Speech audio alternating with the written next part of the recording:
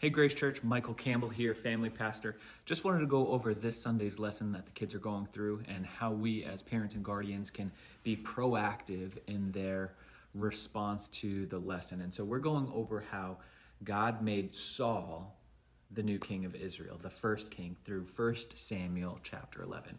So there's a place called Gilgal. And so Gilgal was a place the Israelites, they knew it really well. It was the first place that their ancestors had set foot in the promised land, and the place where they built the memorial with the 12 stones after crossing the Jordan, and with the Ark of the Covenant, and a place that they looked back on and remembered the power and greatness and provision of God.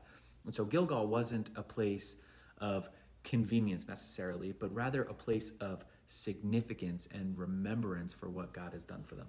So have you ever taken the time to revisit places in your own past? Maybe you've driven past your childhood home or school, your first home, or maybe a hospital where a family member was born. But like these nostalgic journeys in our own lives can bring back all sorts of memories and heartbreak and victory, sadness, joy.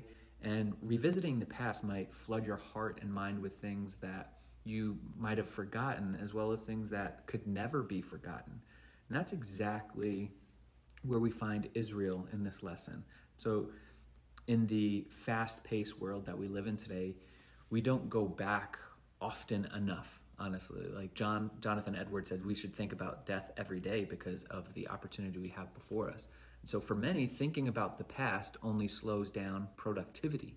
And so we rely on timeline photos as reminders, but then quickly scroll the news of the day and plans for tomorrow. And so what if we regularly returned to the past? What if we frequently frequented like the memorials of God and his power, greatness, provision for us? Now, it may be the part of why we run so hard after the tyranny of the urgent, because we've lost sight of God's faithfulness through the ages.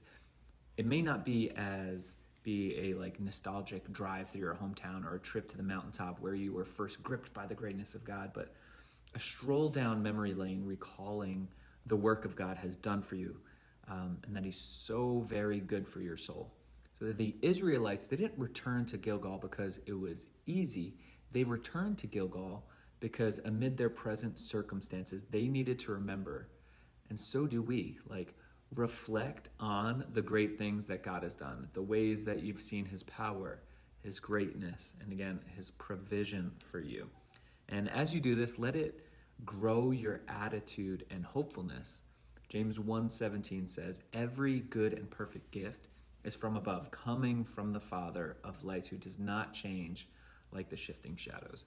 And I know this goes over how Saul is king, but there's a big part of the story about that remembrance and getting back to that point. And so Saul was, by all appearances, a fit leader.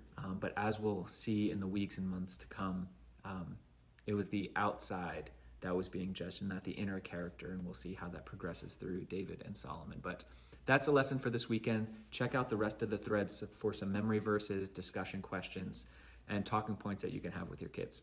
Till next week, God bless and take care.